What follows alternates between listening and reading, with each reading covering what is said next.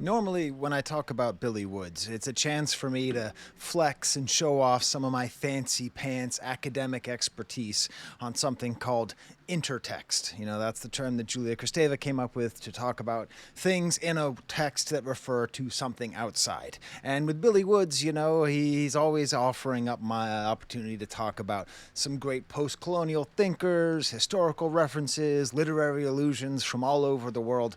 But for this album, Gollywog, it's a little bit different. Something a little bit less ostensibly, which is a fancy word that just means obviously, a little bit less ostensibly academic.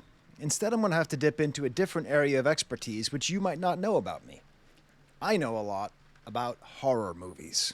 I love horror movies. I've loved them ever since I was a kid, and I watched Nightmare on Elm Street Part 3, the second best Nightmare on Elm Street movie, but probably my favorite. And this album, Gollywog, is absolutely 100% a horror movie. That's what it is. The through line thematically is horror movies. The atmosphere of the music is horror movies. The way things are expressed is horror movies.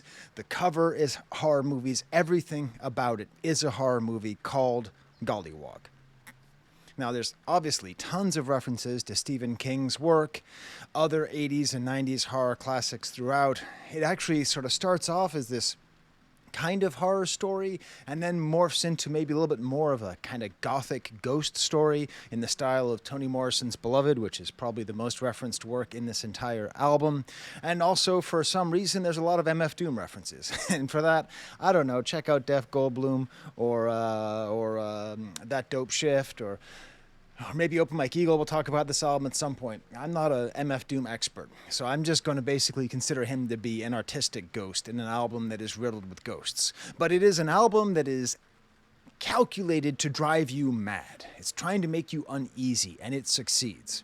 I often think of that meme, that weird frog that all the fascists love who says, "Feels good, man." This album, when I listened to it for the first time, by the time I got to like track 4, I just said, feels bad, man. Like, it just feels bad. But it's not any kind of horror movie. It's a specific kind of horror movie. Are you ready to learn what kind of fear this movie touches on? I'll give you a hint. It might get me demonetized, but not for the reasons that you think of. It's a particular kind of phobia called pediophobia. No, it's not the fear of Drake. It is the fear of dolls or inanimate human-like objects. Fear of dolls and human-like objects. Thank you for auditing the Always Positive New Music Review Show, hosted by a French professor who didn't have that Drake joke written down. I just said that on the fly. I apologize. That's a low blow. That's a low blow. So let's talk about Gollywog as a doll horror movie. Now let's just think about the cover. Okay, if you haven't seen the cover, I'm not going to show it. I have enough problems in my recent past of trying to contextualize racist imagery in a way that is unintelligent. So I'm just going to describe the cover of the album as being this little doll, this little racist caricature doll, which I will explain in great detail by the end of this video, in the woods. Like, actually sort of like far off, like it's an evocative cover. It's like you are walking in the woods and you find this doll. It's like it's haunting you. You know, in horror movies, like in 70s horror movies, or, I mean, first of all, the exposure, just the level of focus on the album cover, it feels like it's film. It feels like it's a little bit low res. And you kind of just look and you're sort of like, wait, is there something in the woods? Is this doll haunting us? Is this doll hunting us? Is it stalking us from the woods? That's part of the entire doll horror genre, is the point where you see the doll just completely still and you say, wait a minute, is it going to do something? Did I see something? Did something move? I think you could see doll horror movies as two basic kinds. You have a doll as a kind of inhuman murderer, something that is inhabited by some kind of evil spirit. Think like Chucky. Or it can be an avenging spirit, a symbol of innocence that needs to fight on behalf of the innocence that was lost. So there's a whole bunch of different talking doll movies and TV shows. The first one I remember is an episode of Twilight Zone called, I don't even know what it's called, but it features Talkie Tina. It's a little doll, and she says, "I'm Talkie Tina, and I don't like you very much." Ooh, gave me chills when I was a kid. The evil Krusty doll from The Simpsons is based on that, which maybe you know that reference. Of course, Child's Play, great series of movies. Some of the most forward-thinking movies in terms of gender and sexuality in the history of horror movies. Very scary. And then you have some of your more low-budget stuff like the Puppet Master movies. How many Puppet Master movies did I rent from Videosmith in Belmont Center? All of them. I don't think they had number 3, but I rented the rest of them. And there's something about this pedophilia which comes from the uncanny lifelike nature of these dolls. Like, they're creepy. They're creepy because they look like they could be real, but they're not. There's something about them that is exaggerated and makes you feel uncomfortable. But don't get it twisted. This is not some random doll. This is not some kind of random creepy doll. This is a racist caricature doll. For that, I want to try to bring up 2 cinematic touch points. Now, I did interview Billy Woods a while ago with Kenny Siegel. It was a lot of fun. He was very giving of his time and his insights. So I don't know the answer to this. But I see this Gollywog movie, and I'm going to call it a movie. Okay, I'm calling this a movie. I was actually texting with that dope shift, and he said, "Hey, who knew that Billy Woods was such a good filmmaker?" We're like on the same wavelength here. But I see 2 touch points. The first one being Trilogy of Terror, directed by Dan Curtis. Which, if you haven't seen it, it's an anthology series, and the third part is the most famous. It's called Amelia. All of them star Karen Black, and she gets a Zuni doll, which is like this murderous doll. This doll that is in the spirit of a murderer and a killer, and that doll ends up trying to kill her. And it's really racist. it's super racist. I mean, the imagery itself is a very dark-skinned caricature of what people would call a savage with sharp teeth and a spear. It's apparently in reference to a native tribe, the Zuni, in the American Southwest, but it also looks fairly African, and it is a perfect example. It is a perfect illustration of the way that many horror movies and much of the world culture tries to come up with some kind of manifestation of the dehumanized horror of non-whiteness.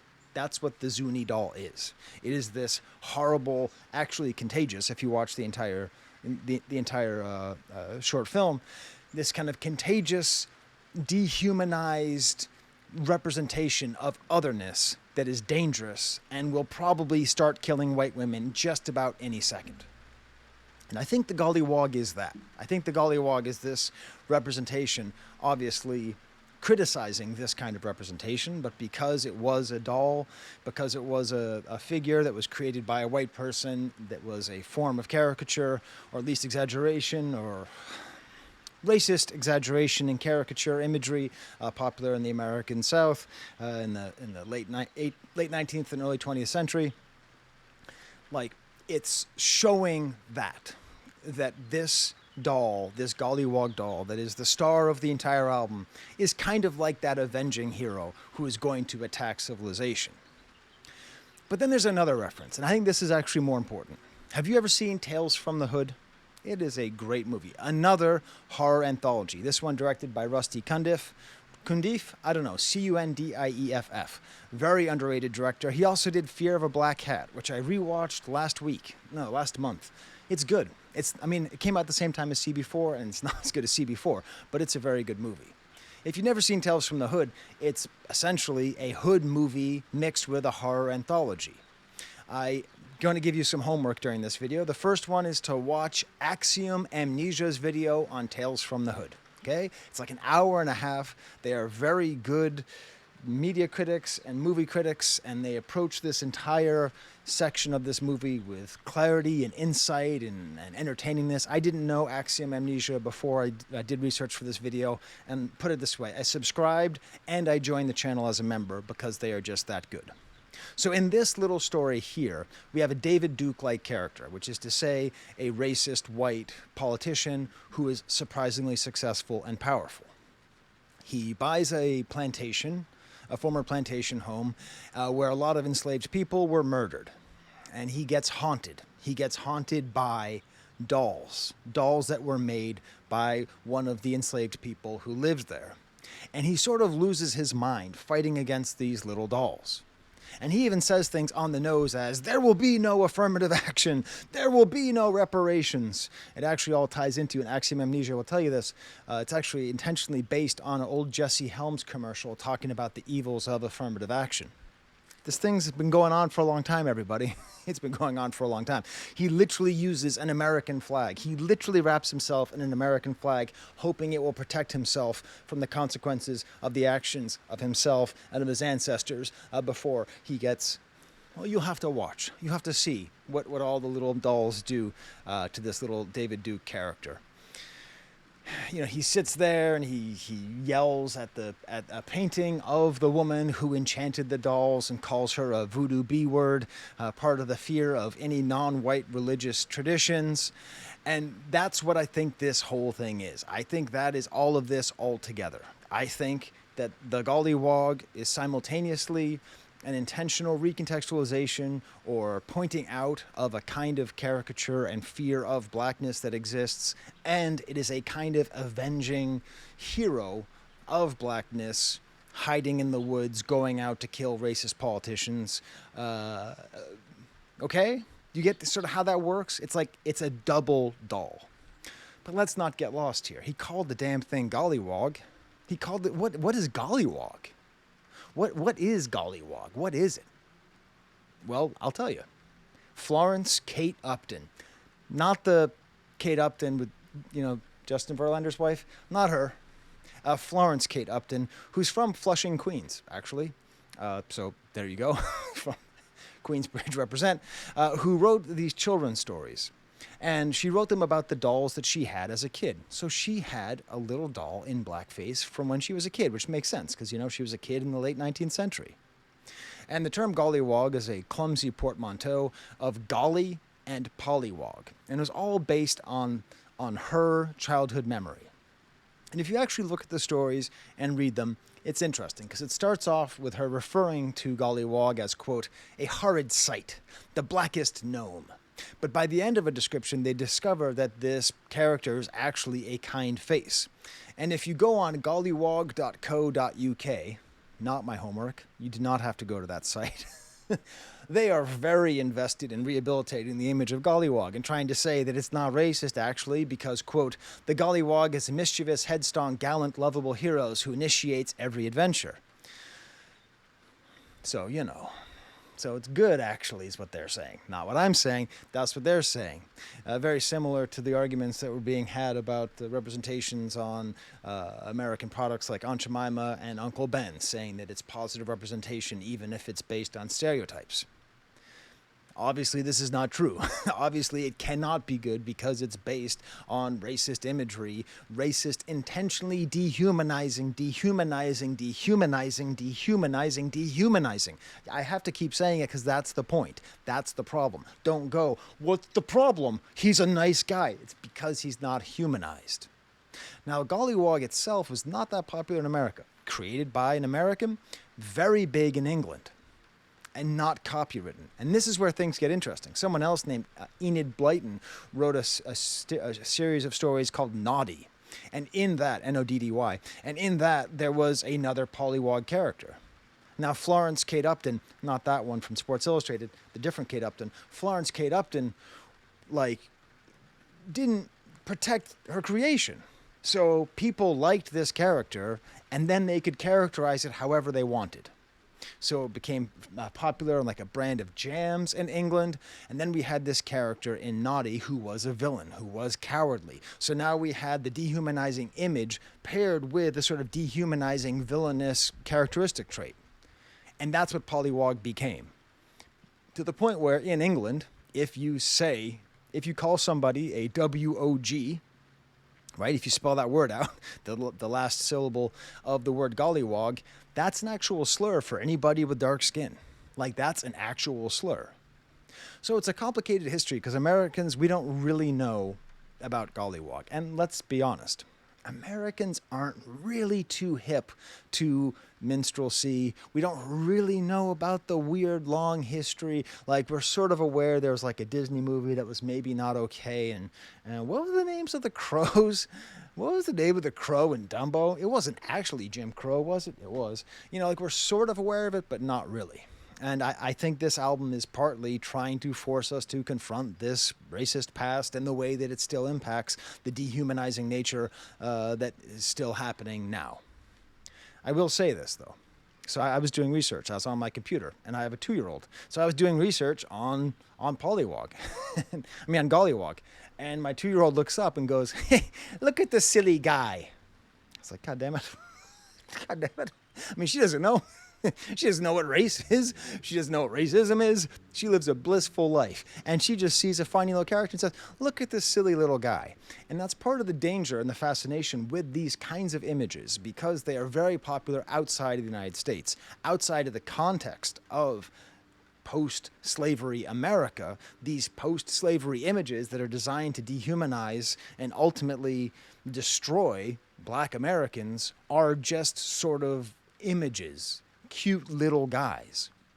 I'll never forget my godmother was a British woman, very kind woman, very forward-thinking, very, and she told a story once where she's talking about how she dressed up her son for Halloween. This must have been in the 60s. As a little black Sambo. He was so cute. And I was a teenager, and, she was in her 70s or something like that. And, she legitimately was actively anti-racist, right? She would talk to me a lot about how important it is, right? So she's not the problem, but it was so distant from her mind of what could possibly be, what this imagery could actually mean, that she could do that. I'll never forget that day. In Japan, this kind of imagery is ridiculously popular. And again, it's a problem because it represents something terrible, but it's so distant from the people who are creating it that they don't even know. Think of the Pokemon character Jinx. Her skin was not always purple, everybody. Look it up. Think of the baby form, Smoochum, same thing. Think of Mr. Popo in your Dragon Balls, all right? Hell, even Hello Kitty had a character called Sambo. And what makes it so fascinating is that it's insidious. And that's my favorite kind of horror movie. Anything that's insidious, anything that seems good, that seems cute and fine, that seems like a cute little guy, but is actually monstrous. And the thing about the Gollywog character is that it is insidious because it's a nice character, because it's friendly and adventurous and helpful, that it can help you and the folks over on gollywog.co.uk to make excuses for something when really the message that's being delivered is that people of African descent should not be treated like human beings. That's the truly monstrous truth here. And this album is while we're living in this dehumanizing moment. And horror lives in this space of highlighting the horrific in the mundane, in finding the insidious truth behind things and using that to scare us. I'm just going to talk about some premises of innocent things, and you tell me, what horror movies am I talking about? Summer camp, a hotel, high school film club, a babysitter, okay? These are all innocent things. And the more innocent the object in the scenario, perhaps the more scary it is. So this little doll that's on the cover, this little doll which pops up throughout the album, shows the horrors of racism and the dehumanization from which marginalized people still suffers. And we still basically have a public of people who, for the most part, have the same level of sophistication and understanding of these dehumanizing processes as my 2-year-old does, and just saying, look at that silly guy.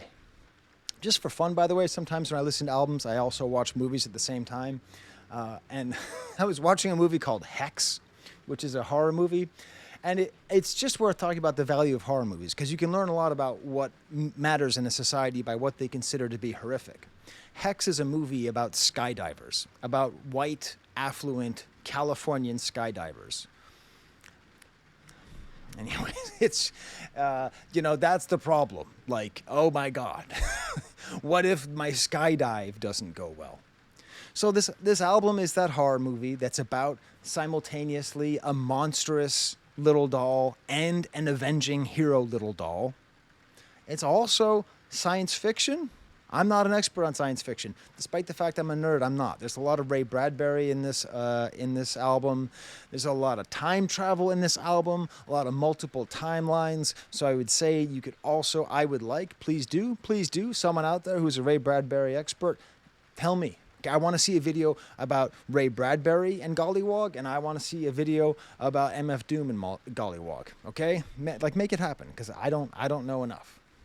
So we have like a sci-fi horror album with, of course, a huge dose of Black, African American studies all in there as well. The actual style of the album, it is horror, but not horror-core. So it's not like the sounds of like shrieking and screaming and like chainsaws and vampires or anything like that. It's this kind of unsettling, woozy, atmospheric feeling.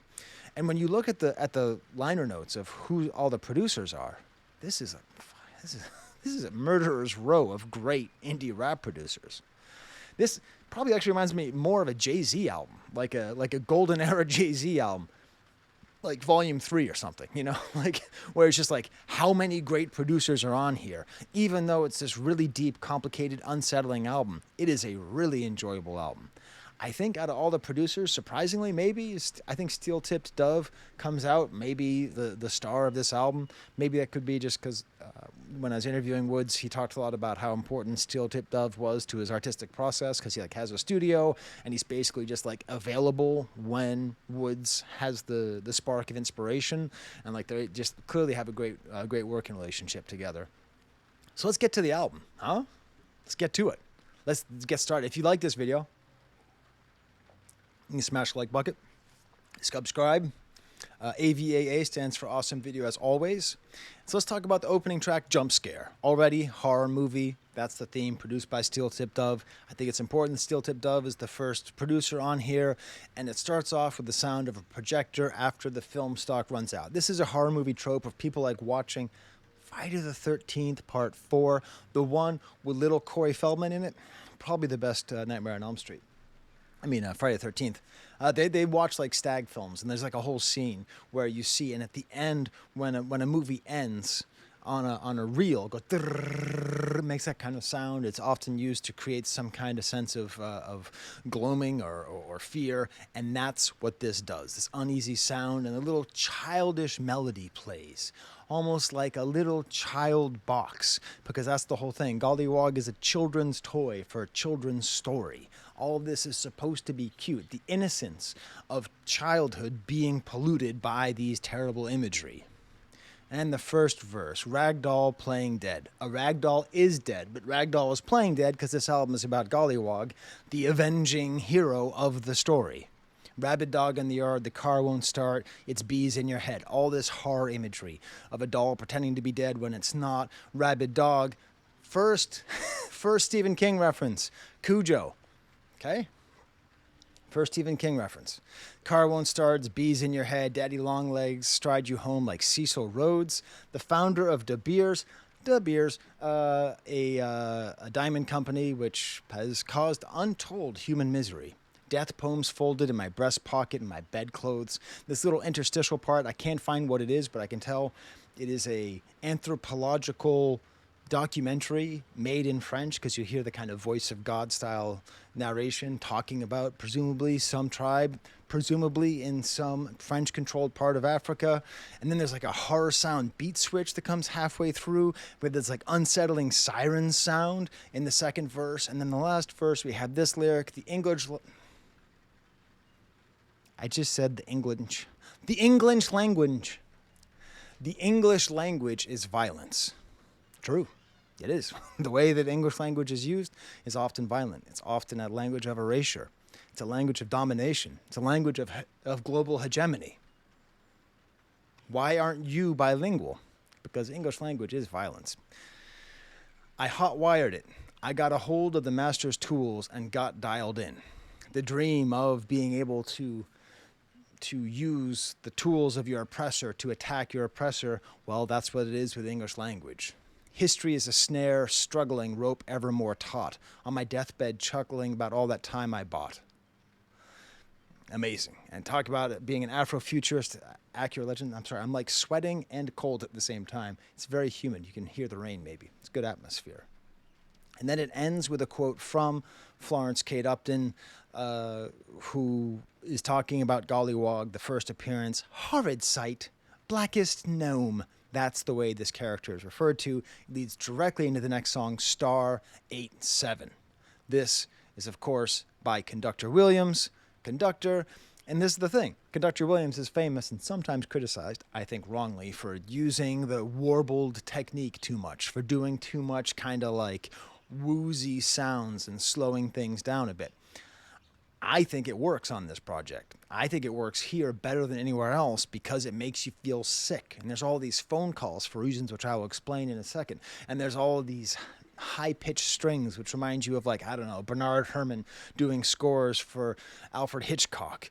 It's a horror production, and this great drum line which saves it all and like helps to anchor it. A beautifully produced song.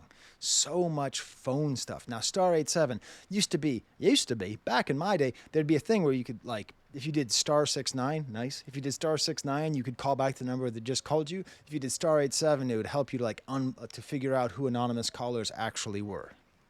So that's what this theme is, about unknown callers calling you and how can you figure out who they are. It's a horror theme. First Doom reference, okay, makes reference to accordion, like knowing every line of the song Accordion. He says he grounds down like Coach Tibbs. Coach Tibbs is the coach of the New York Knicks. It's not looking good for my Celtics. It's not looking good. It's not looking good. It's not looking good. You know what? You know what the Celtics could do is not suck. That's my suggestion. If I were coaching, if I was Missoula right now, that's what I'd be saying. Going to go through these lyrics now. Everything boarded up in town. Everyone live in South Africa now. What does this mean? Okay. What does this mean?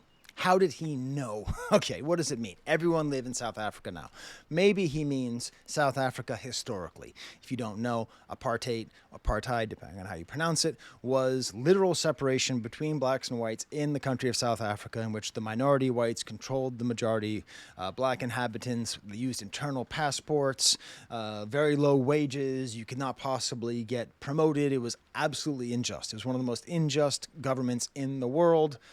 Forced to live in basically shanty towns thanks to the work of people like Nelson Mandela, is able to overcome it. So maybe that's what he's saying, that we live in that now. But hey, you know what else it could be? What if instead of saying everything is South Africa because it's like we live in South Africa was, what if I told you it's almost as bad to live in South Africa right now? Did you know the number one country in terms of wealth gap, the largest wealth gap in the world, is in South Africa? The majority of the population, the majority of the money is controlled still by the white settlers. It still has all of those same problems in many ways, just not codified or codified into the laws. Do you ever feel like we live in a sort of unjust place that systemically benefits the haves in the name against the have-nots? Maybe we are all in South Africa now. Which is why the whole letting in white settlers from South Africa as political refugees, they are playing in our faces. That's what they're doing. There is no systemic oppression of white settlers or white inhabitants of South Africa. That just does not exist. There are isolated instances of violence because it is a very violent country, because, rewind the tape, that's the largest place of wealth gap. And that's what happens anyways. Talking about, I'm going back to quoting the song, talking about it's hard all around. Why, when it's my turn to eat, it's always ashes in my mouth. Grown men excited to be in the streets, as clowns. Or maybe it really is hard all around. Weight of the world on these shoulders, keep a couple pounds. Tend to the grass, prune the trees. I keep the ground, salt the earth. Bent back with a hoe his whole life. Sat up in the hearse, gave him quite a fright. Rigor mortis on the cordless mic. Describing his position and his place and trying to figure out that, when things are really tough, often people say, oh, things are tough all over. And he's trying to say, no, things are specifically tough for me. I assume meaning for him in a representative way. Beautiful. And then we have this whole ending, which is all tied into the movie When a Stranger Calls from 1974. 74? I think 74. Which, if you haven't seen it, it's actually not really what you think it's about. It's kind of an interesting movie. But part of the movie is a babysitter who is being terrorized, and she gets a phone call, and she tries to trace the call, and turns out the call is coming from inside the house. And then the person murders the children who she's watching. The 70s were messed up, everybody. The call is coming from inside the house. What's destroying our country, by the way? Where's the call coming from? Is it the outsiders? Is our country being destroyed by people coming from outside? Is that what's destroying our country? Is that what's destroying our civilization? Or is the call coming from inside the house? If you were to star 87, the source of the misery and racism and problems and destruction and crime and hatred, that number's coming from inside the house. Good Lord. That was a very intense interaction with a mourning dove. Whew. That leads right into the next song, Misery, produced by Kenny Siegel. Awesome jazzy horns, these drums. God, just listen to the drums. I can't even describe how great all the beats are. Every single beat with the avant-garde-ometer, every single beat is 3 or higher here. This one's right there, 4. Whoa, what? Just listen to the drums. Listen to the production on the drums here. Now, this whole song is maybe the weakest link on the album thematically, because it isn't really tied into the horror theme, except for the fact that Misery is a Stephen King book. But the drum is so beautiful. It's all about, like, number one fan, like Misery and Misery Love Company. So Misery is about, like, an obsessed fan of an author played by James Caan, who is, like, basically stalked and harassed and debilitated by his number one fan played by Kathy Bates. Good movie. Like all Stephen King movies, you're like, that's pretty good, but I don't think people are actually that mean in real life. Anyways, so that's interesting, the Stephen King reference there. But then it's really about, like, how he's competing with a married man for the attention of this woman who has a very large Florence Kate Uptons, and like, it's cool, you know what I mean? But, like, it doesn't quite fit. And then, again, a whole other MF Doom quote, said I re-up on bad dreams, bag up screams in 50s. I guess the ghost of Doom is here. And then there's the first introduction of the movie Beloved, based on the Toni Morrison book, which I'll be discussing more in detail as this goes on.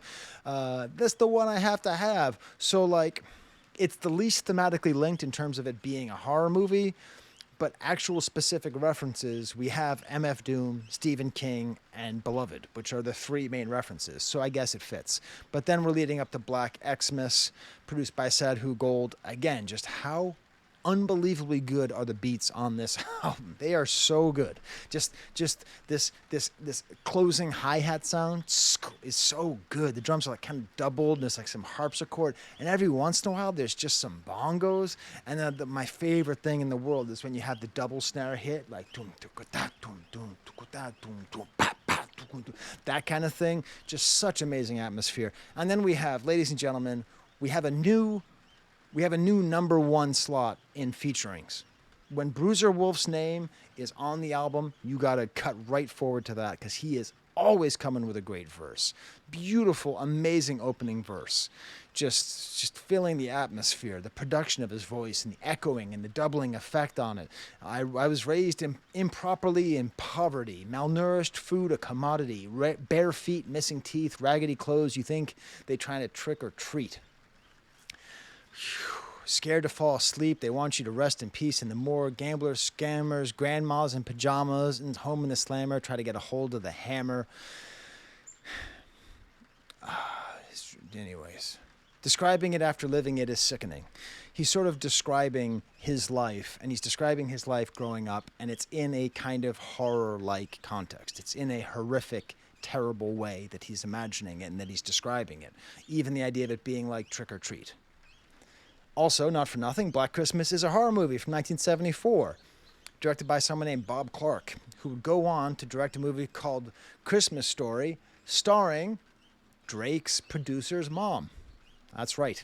40's mom was in Christmas Story. Look it up. Anyways, Black Christmas is a story about a bunch of sorority sisters who get killed. I sort of, by someone who calls them, I think they might have actually mixed up a Black Christmas quote with a When a Stranger Calls quote on the past one because there's so much horror thematics here. It's also connected. And this ridiculously unsettling verse from Woods that is about death itself, that is about getting sick and dying. Didn't want the doctor to turn. I knew he'd say something. I knew it'd something awful on the ultrasound. Sat up in my sleep, stifling the scream that got me, feeling I'm fixing to drown. Storm drains full of clowns. Stephen King. It, okay? Storm Drain Full of Clowns. Stephen King's on like basically every album, every song, if not every song. 10 cities on the edge of town. Squeaky wheel on the shopping cart so you know when they coming around. What you took, you can't give back now. No, they on you like hounds. This is like his ability to mix together just normal existential dread about going to a doctor when you're over the age of 40. I've done it. I've done it. Going to a doctor is terrifying. I've had tests. Did you know, like, right before I started this channel, I had some kind of weird thing, and like they thought I had blood cancer.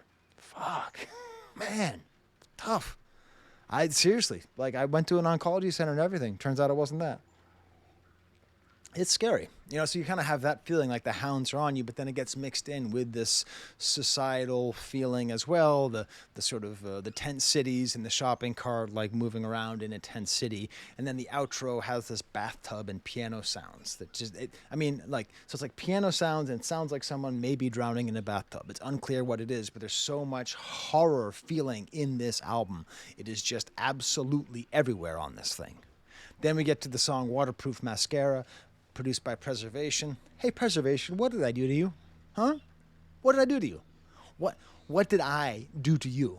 Why did you make this beat? What is this beat?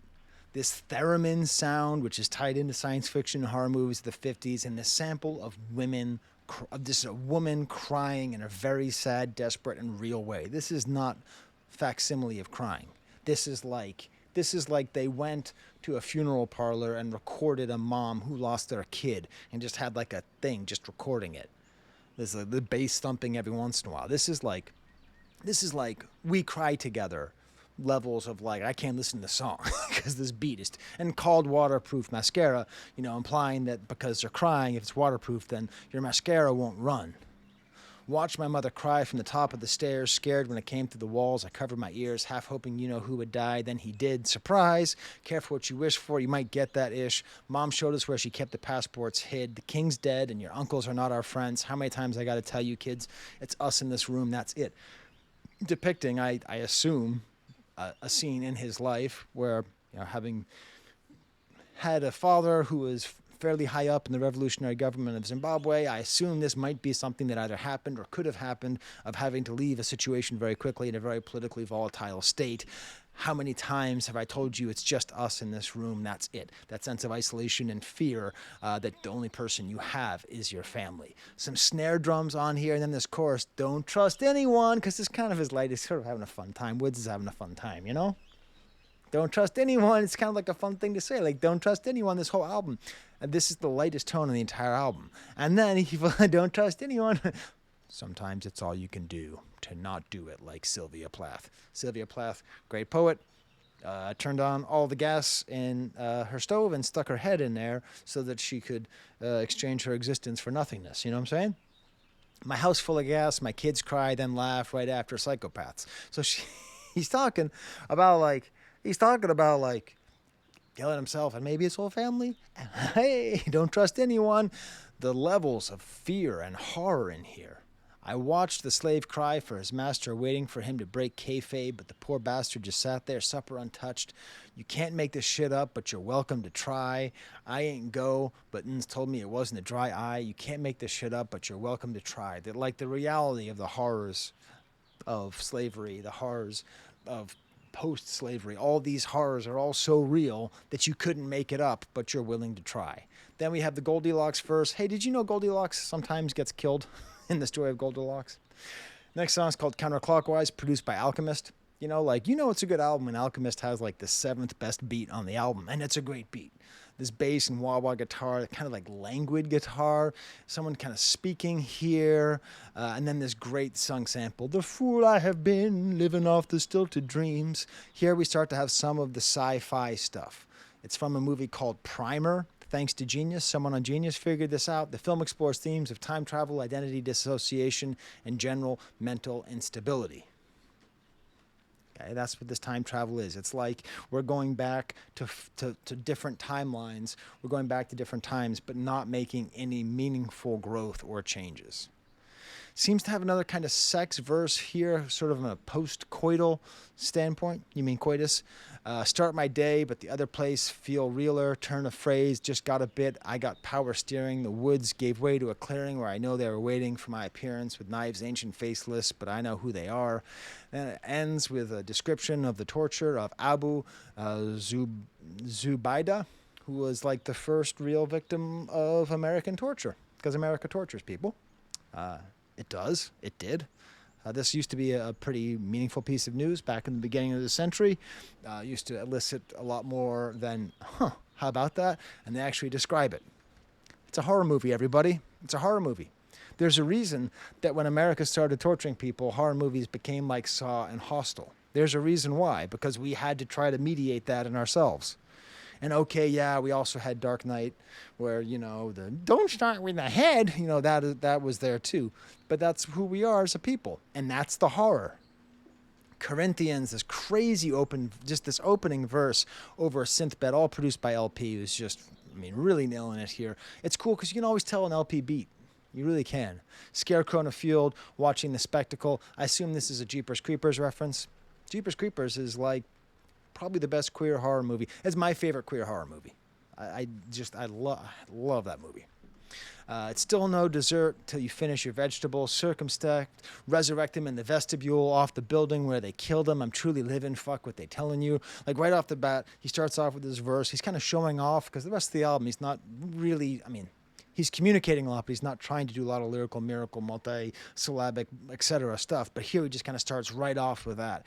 And then the beat gets settled. And then we have this very uncomfortable quote from Lu Xun, Luxun, who was a Chinese writer from the 20th century, early 20th century, who attacked Confucianism, which, if you don't know much about Chinese society, that wasn't a great thing to do, really, back then. He really went after, and he wrote this whole story. And he started off in classical Chinese, but then switched to vernacular Chinese, which is to say the kind of Chinese that was spoken and said by normal people of the time, because it was called Diary of a Madman.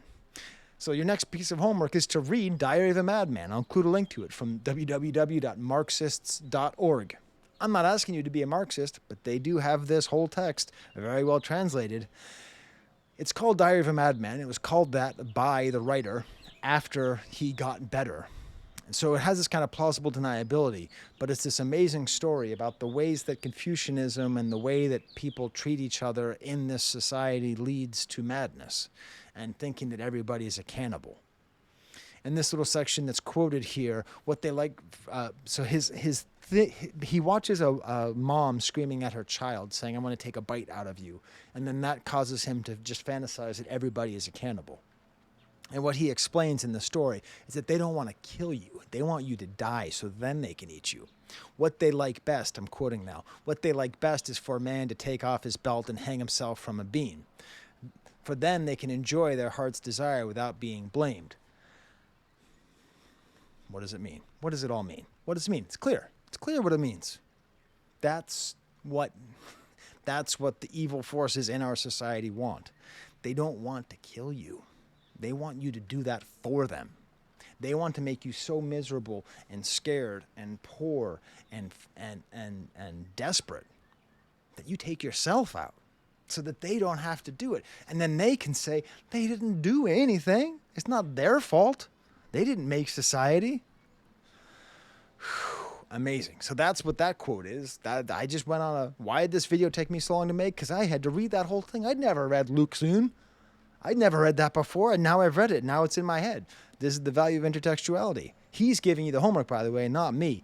LP style is just perfect. This curling style, just this great curling sounds in the background, more horror sounds, some horror bass synths rising, so many layers.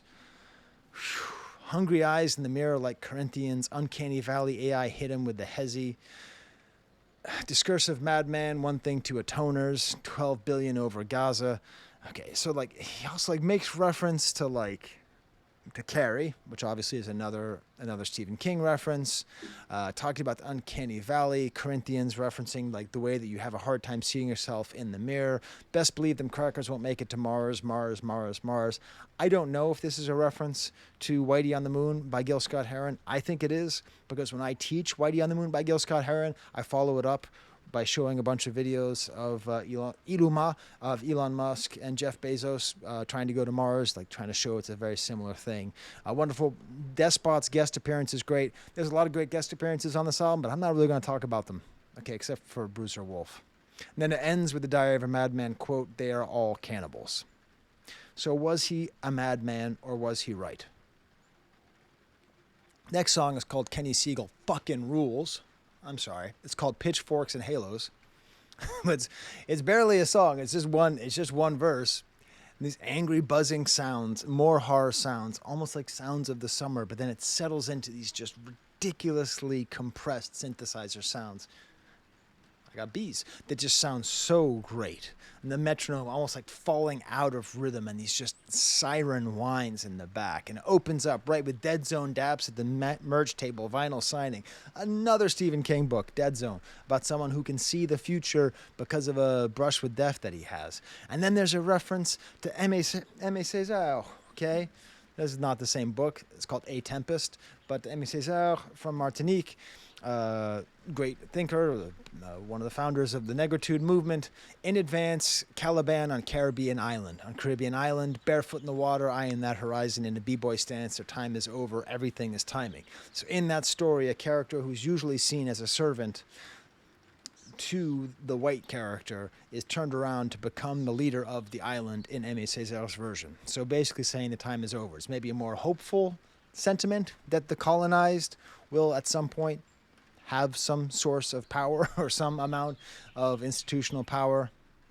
Stirring words of dead revolutionaries who were wrong. Dead revolutionaries who were wrong. We're going to get to that.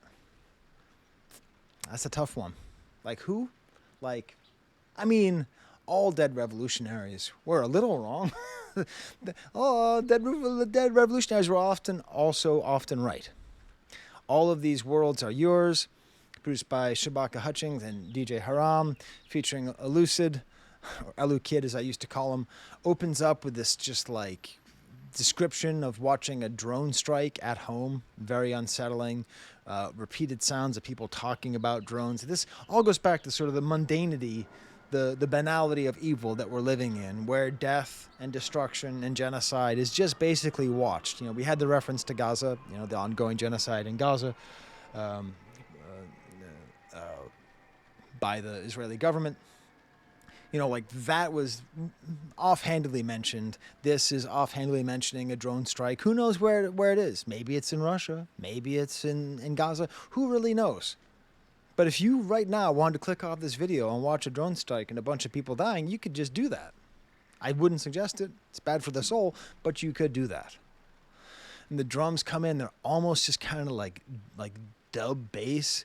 And it's all Elucid. Listen. In the past, I've talked about Elucid in a way that was not quite as positive as I now feel about him. Please watch my review of Revelator. That was one of the best albums of the year last year. I did a long video about that if you want to see my thoughts about Elucid. Next song is Maquilladoras. These crazy buzzing sounds. It feels like it's barely even a song. It's like really, this is like super avant-garde, this one right here. Just the way this is. And even the way Aldovino, Lawrence Mass's Aldovino, just starts this angry, growling rap. Just beautiful. And then we get the verse. Woods, you're going to make me talk about Frantz Fanon. Okay. So if I am not an expert on Frantz Fanon. I've read his work in French. I have some of his work in English. And so what he's most famous for is this book, The Wretched of the Earth, Les Damnés de la Terre, which is the opening line to the Internationale, The Communist Hymn. It's an amazing. I mean, if you don't own this book, just get it. Just have it. Have it on your bookshelf. Read it. It's an interesting meditation on many things, like why violence is necessary in decolonization, because colonization can only be held together with violence. Like I don't endorse that, but that's a pretty convincing argument. A lot of it's influenced by his participation in the Algerian War, like being on the side of the Liberation Army of the Algerians, which very tricky, very violent, lots of torture, murder, babies being murdered on both sides. Pretty rough patch there in French history. So that's kind of discussed on here. And then also he really goes after the way that revolutions don't really work, because the bourgeois class that comes to take over in a post-revolutionary space doesn't actually care about the people. They just want to serve the previous power structures. So it's also a pretty interesting way of thinking about why post-colonial countries often don't work the way you'd hope they would. But that's not what this is about. Let's talk about what this is about. Fanon said self-amputation, how all this is created. So this is a different Frantz Fanon work. He died very young. So this work in French is peau noire, masque blanc, black skin, white masks. Where he actually was a psychiatrist, and he studied psychology, obviously, and he studied the ways in which blackness in a colonial society created psychological damage. The way that existed, the impact that had. Now that might seem like kind of obvious from where we're standing now, because we've taken these things seriously now for a few decades, not as seriously as we should, and we're going backwards, but for a while we have taken these questions seriously. But he was really ahead of it. He was really ahead of it, of trying to explain. And what he would say is that when you are a colonized person, you have to self-amputate. You have to cut off a part of yourself in order to exist in that society. So, I go back to quoting Woods discussing this work. Fanon said, self-amputation, how this is all created, the irrational rationalizations of the racists. Make America great again. That's what it is. Racism is irrational, right? You know that, right? You know it's irrational, right? Races were all just invented, right? It was created. It was just made up. There didn't used to be races. I know, it seems weird, right? But it's true. There didn't used to be races. Races were created by people to exploit other people based on race. That's the irrational rationalizations of the racist, because it seems logical, doesn't it? Going back to that South African thing, I'm going to include a link. Other homework from a YouTube channel called New Africa. Beautiful explanation of how apartheid worked, where you actually see all the South Africans at the time explain, oh, we're not saying that they're inferior. We're just saying that they're less industrialized. Oh, no. We don't think that white people are better than black people. It's more that we have our own culture, which we need to respect. It's like you're watching the Joe Rogan show, except it's 80 years ago, and it's in black and white, and they're all South Africans. Anyways, the amputee says accept it. There is no escaping. Accept the prosthetics. Accept the deformation that you have to commit on yourself. This is horror, right? This is horror themes here. This is body horror.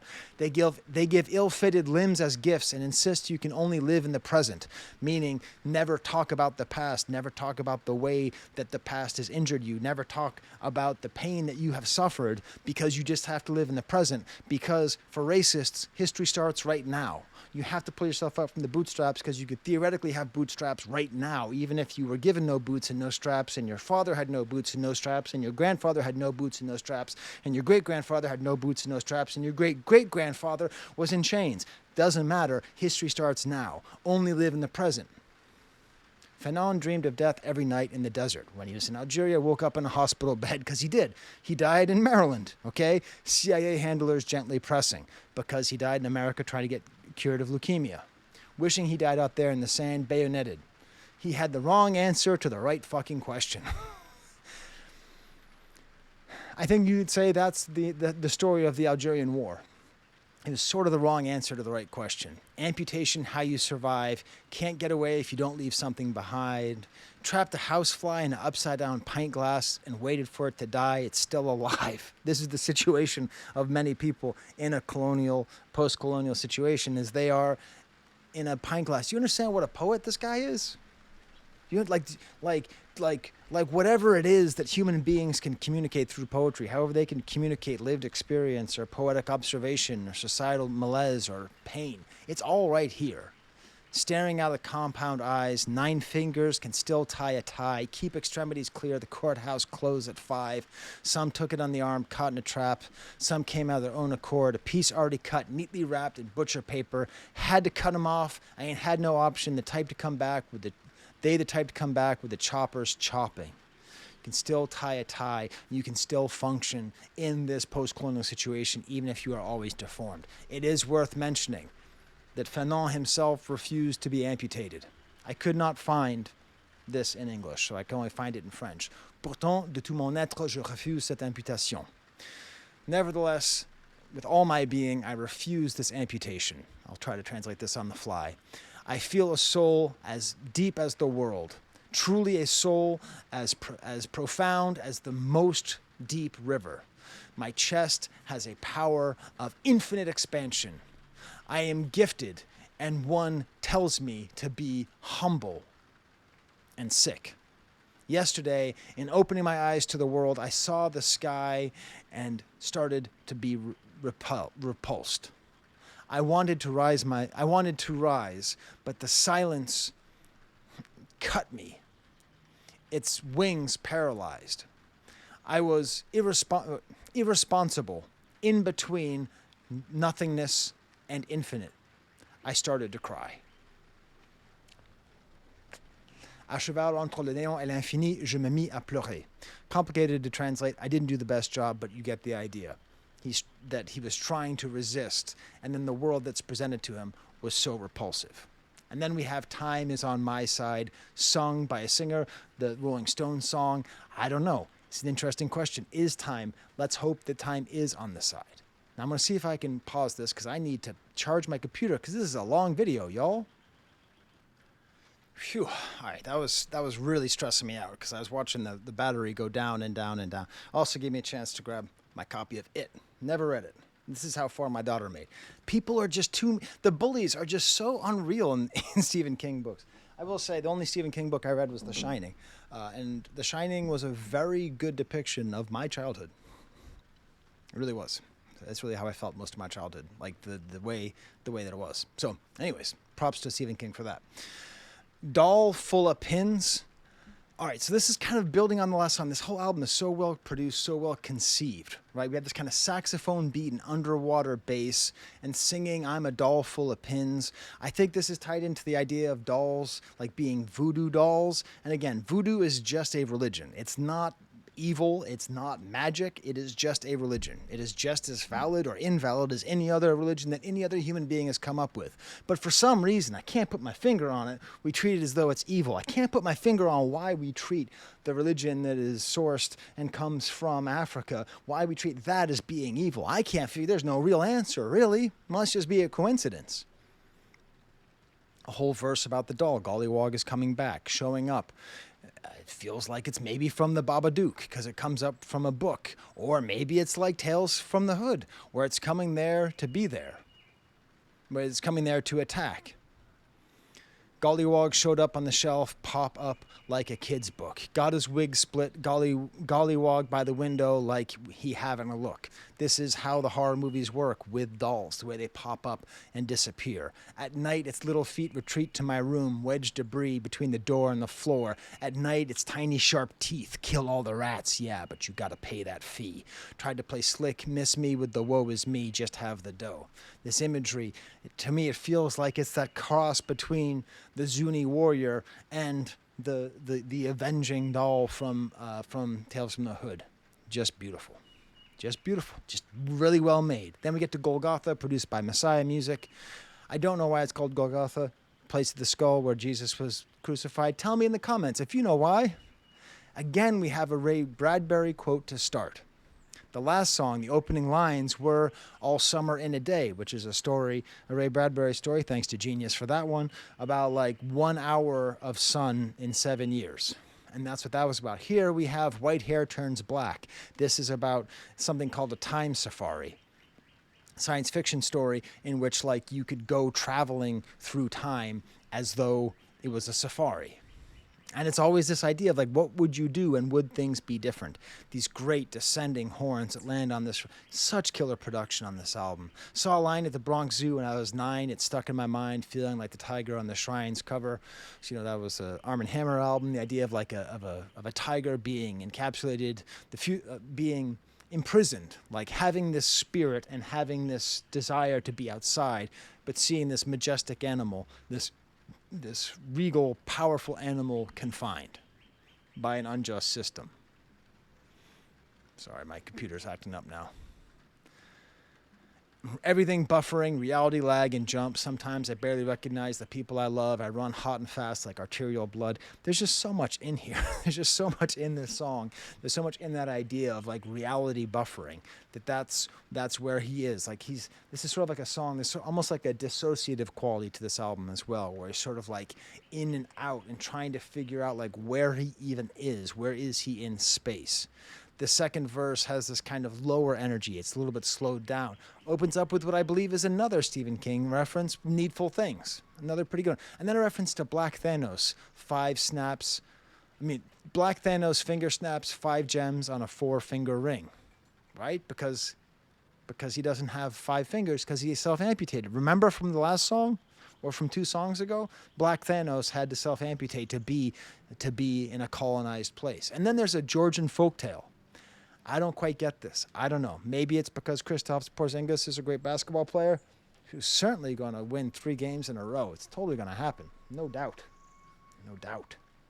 I don't quite get it, except that it's like a Georgian story about like a woman in the woods who has kind of mystical powers, which might be tied into Beloved, which we'll be talking about fairly soon. Then we get Cold Sweat, produced by Ant. The piano stops and starts. Like, this is like... Is it a Del the Funky Homo Sapien song or a Cypress Hill song? There's some great song from the 90s. Dun, dun, dun, dun, dun, dun, dun, dun, dun. What is that? What is that rap song? Dun, dun, dun. Is it Dale? Dun, dun, dun, dun, dun. Oh my God, this is going to drive me crazy. Anyways, you tell me in the comments. There's some great rap song that this reminds me of. And all of the beats on this album are so good, it's easy to forget how good they are because the lyrics are so good. We don't leave anything in the past. Again, this time travel theme, this theme of always and like sort of going backwards in time and like what changes. We don't leave anything in the past. It seems like nothing's changing. It feels like there might be multiple timelines, but they all have the same reality. I had my community sick when they unraveled. I time traveled and still picked Darko Milicic. So that was a famous basketball player from Serbia who didn't do very well. He was no Jokic. But again, it's going to time travel, making the same mistake. So he could have picked, I don't know, Chris Paul. Who else was in that draft class? D. Wade. They were both in that. And so instead they picked Darko Milicic. So the idea of like going back in time and not making a better choice. And maybe, I don't know, maybe just roll with me right here. Maybe this whole thing is about how we're living in a time of rising fascism. And it's like we have a chance to do something different because we're seeing fascism rise. We know what fascism looks like. We know what it looks like when they take power. And we should be able to, stop it. But we're going back in time and we're not actually doing it. We're not stopping it. We're helping it happen. I kind of wish this was a sample of the song Cold Sweat by James Brown. And then the whole thing ends a little bit of a non sequitur, but revenge of the rent payer. So a landlord trying to empty the building so he can make it flip. I'm the only one left, so they're mad I'm stopping the grift. But I love this as just like his little act of defiance that he's holding on. I had a cousin once who had a house on the beach in Santa Monica, and it was rent control. And his landlord wanted him out there so bad. Like he got it like in the early 80s or something like that. Anyways, it was very funny. I used to visit Donald Sutherland, lived right next to him.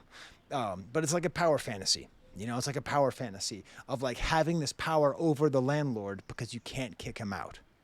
It kind of reminds me of Umberto D, which I referenced recently in my Ray Vaughn video, where he also was trying to pay rent just to piss off his landlord.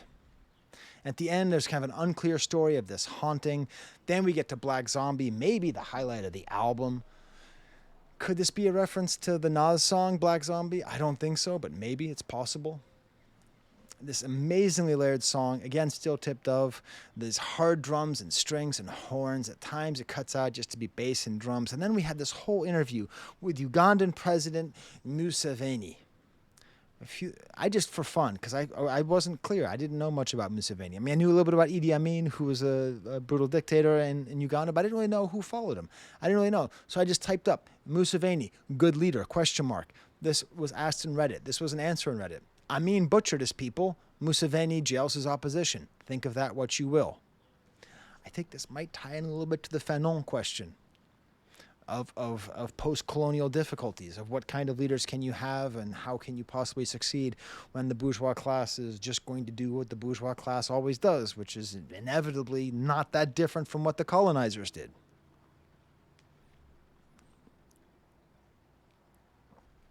It's just the text. The person you are talking to is a very experienced person. There are not many things in the world that I don't know. That's the opening quote from Museveni.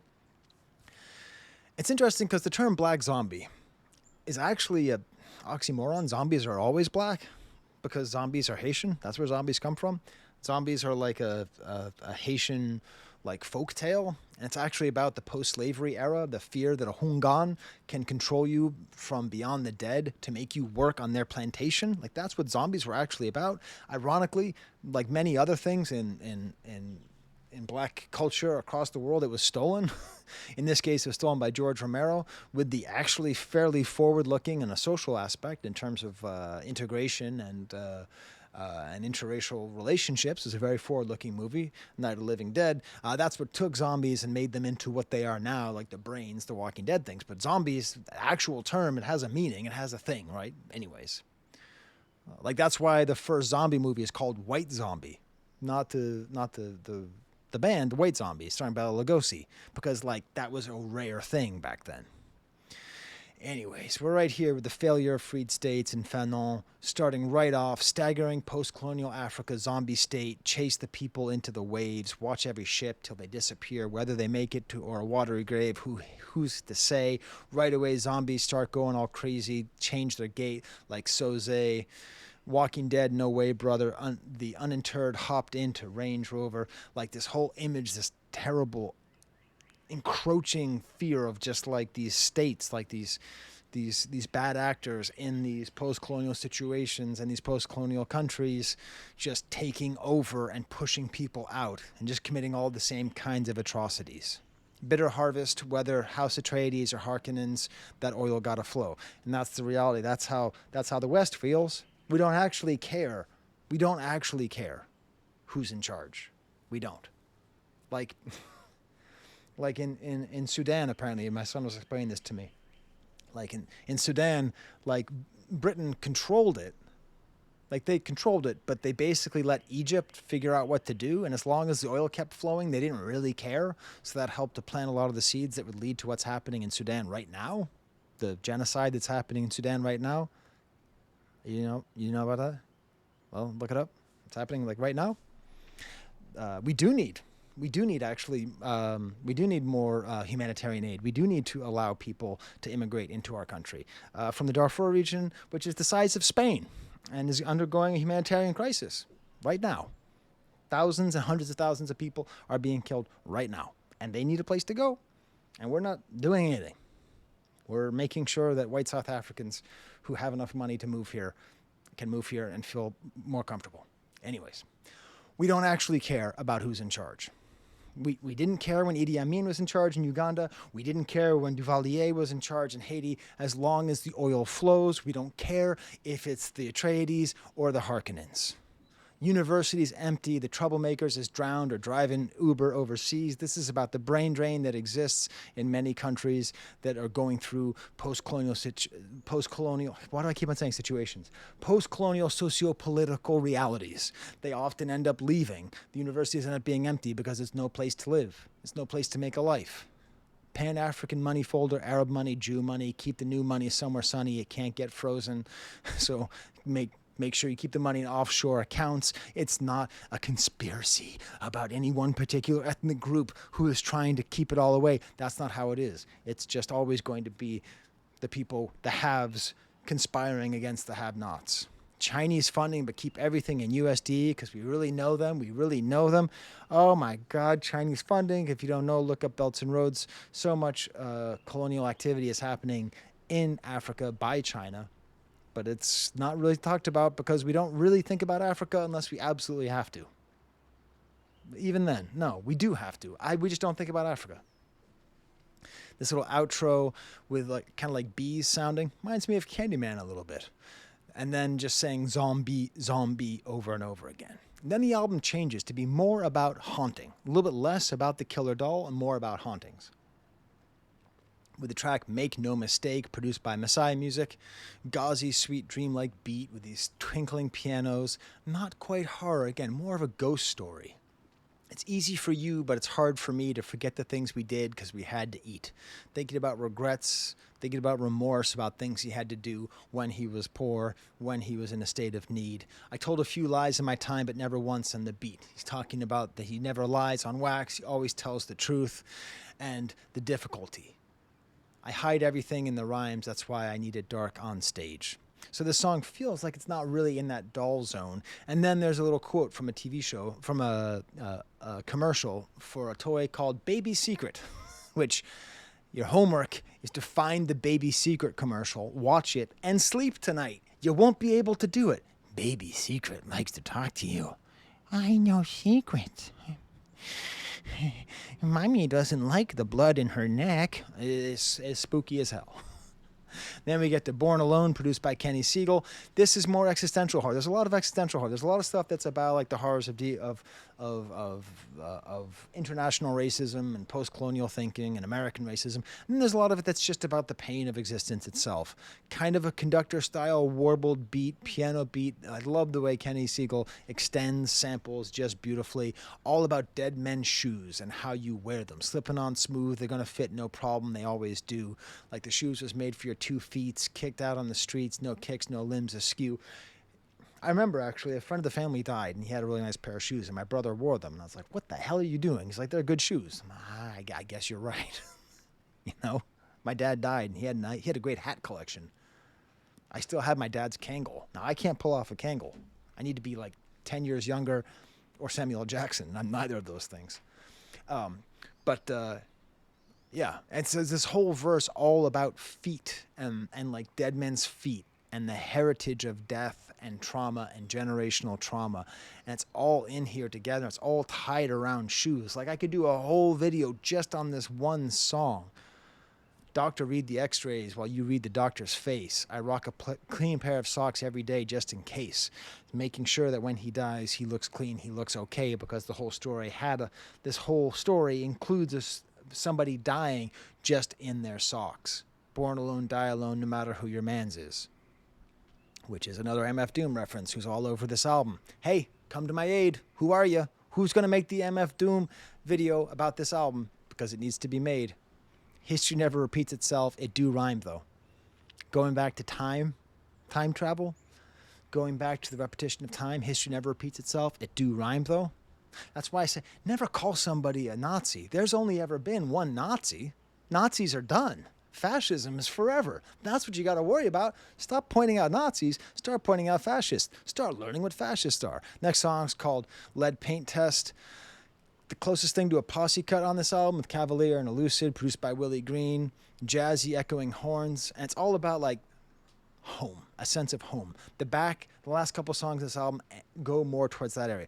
Woods tends to do a thing where he ends a project and takes it into a slightly different direction. Obviously, with hiding places, even with maps, even that's like home in the sense of what is home is an important term. And obviously, he's had to flee his home and he feels not quite at home in America and he feels not quite at home in his place in New York. And so this is a question like, what is home? Lead paint test. True story. I used to eat fucking ton of lead paint. A ton. I like, do you know why kids eat lead paint? Because it tastes good. I had a yellow room and the paint that was on the windowsill, I'd peel it off. I can still taste it to this day. You know how pencils taste good? Imagine that, but like 1,000 times better. Anyways, But that's not a good thing. That's not a good memory.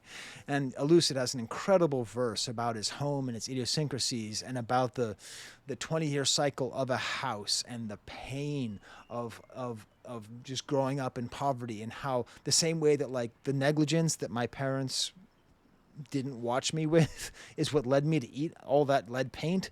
All of the little signs of like steel wool on the walls, just little indications of maybe the societal neglect that he grew up in. And then we had this whole bit here with Toni Morrison's Beloved. Now, I don't know Toni Morrison's Beloved very well. I've done a ton of work. I watched an entire Axiom video about it, which I'll include a link to that as well.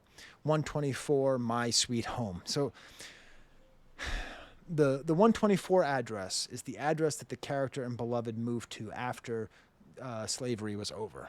So she moved into this house, played by Oprah Winfrey in the movie, and Sweet Home was the name of the plantation that she fled. So it's an intentionally a disconcerting concept, because the Sweet Home, is this home that she has in, I think, Cincinnati, somewhere in maybe Cleveland? I think Cincinnati, where she made it up north and she managed to have a home, except the home is haunted by the ghost of her daughter that she killed when she thought she was going to go back into slavery. So that's the home sweet home. Like, that's what this whole thing is, right? Like the home sweet home is haunted by generational death and the murder of children. So that like a Black American's home, theoretically, or anyone in a post-colonial situation, like their home is inevitably haunted by the pain and suffering that they suffered in the past. But it's their home sweet home, which also happens to be the name of the plantation where they were enslaved. It's a line from Maps. I didn't pick up on this in Maps, but there's a lot more Beloved in here. There's a lot more Beloved in this album. There's quotes all over this song from Beloved. You have to get familiar with Beloved in order to appreciate this album. Same way you have to be familiar with Fanon. Same way you have to be familiar with a lot of African history. And then a great verse about emotional non-intimacy. If these walls could talk, they might not. After all, we don't. One door's been locked since when, why it's never said, but we know. It's beautiful. That's the way it is. We know what the trauma is in that room. I don't know, you don't know, but he knows, and his whole family knows. But given this generational trauma, given this the emotional stuntedness that comes, or no emotional stunting that comes from trauma, we don't talk about it. If these walls could talk, they might not. What a beautiful line. And then we have the best line in basically the entire album. What kind of evil you got in there? It ain't evil, just sad. Gollywog's not evil, just sad. Gollywog is sad. Gollywog is a dehumanized, avenging, fearful creature, representative of so many things. But it's not evil, it's just sad. It's a sad reality. The album ends with Dislocated, with a pitched up. Makes sense? Whew, I hope so. All right, I gotta take my daughter to a doctor's appointment. These are my Patreons. Yo, my Patreons love woods. So hope you can, I'm gonna move this over here. I hope you can read all their names, because they all get shout outs. I know, we're coming soon. I got my daughters through the windows. Hey, if any of my students are watching and you want to know what's going to be on the final tomorrow, Bando by Migos is going to be on the final. Trapping out the house with the balls on the windows. All right, so there you go. Also, I asked if anyone wanted a shout out on Patreon. I do that sometimes, and this is the most requested video of all time. Connor Munoz, Siz the World, Noe, Ajay, Barun Chanda, Boden Braga, Spicy Oreo 74, Eric from Salem, Lil Nibbles, Spicy Oreo 75, 76, and 78, Andrew Thompson, Joel Arens, Zach, Hunter Tice, Iris Monroe, Zane Kordich, Spicy Oreos 97, Riley Atkinson, Jonathan Lauder, Toby Repellent, Toby Attractor, Toby Friend, Fadland Chic, Spicy Oreos 99, and Spicy Oreos number 0, Jason Tatum Forever. All right, so there we go. I got to go. I hope you enjoyed this analysis. Very intertextual, a lot to say, and thank God for such wonderful and thought-provoking music. There's the camera.